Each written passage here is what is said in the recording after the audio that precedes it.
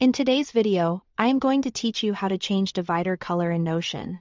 If you've ever wanted a divider that actually matches your page's aesthetic, this quick method lets you control the color, length, and thickness without any ad.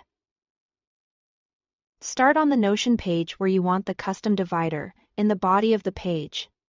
Type /, then EQ and select inline equation from the menu. This opens a small math field that Notion uses to render latex, and we're going to use that to create a flexible colored line. Next, paste this exact code into the equation field.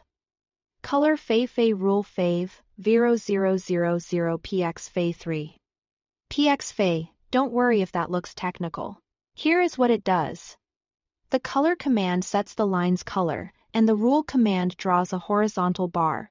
The first number 5000 px is the length of the line and the second number 3 px is the thickness.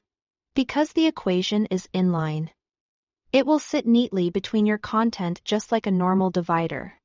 To change the color, replace the word red with any basic color name like blue, green, or yellow. Or use a specific HTML hex code, such as number 0 for black. If you are trying to match a brand or a theme, a hex code is the most precise option.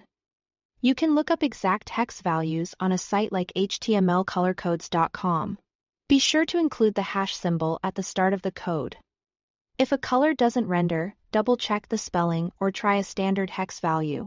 Now let's fine-tune the size. To adjust the length of the divider, change the first pixel value. A large number like 5000 px ensures the line runs the full width of your page in most views.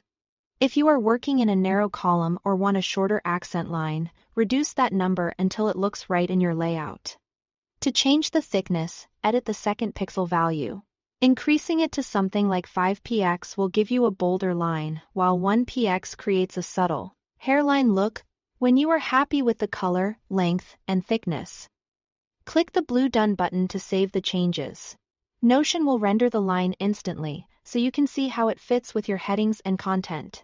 Finally, once you've created a custom divider you like, copy and paste it anywhere in your workspace to keep your styling consistent. Duplicating the block is the fastest way to reuse your exact settings across pages and sections. That's it for this tutorial. Thanks for watching.